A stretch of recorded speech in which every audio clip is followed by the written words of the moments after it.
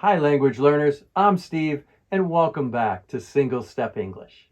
In this lesson, we're exploring a fun expression, I almost lost it. When someone says I almost lost it, they're not talking about losing a physical object.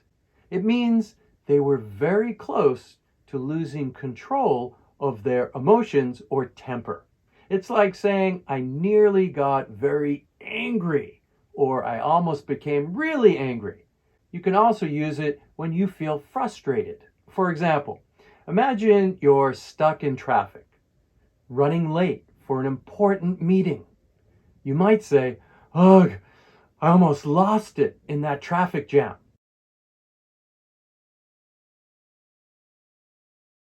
Or let's say you're working on your computer and it suddenly stopped.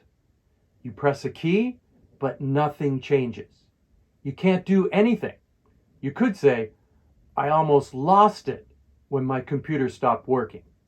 This is in the past tense. I almost lost it is a great way to express those moments when you're really close to getting upset or frustrated. Practice using it and soon you'll be using this expression like a native speaker. Better yet, try writing your own sentence in the comment section below.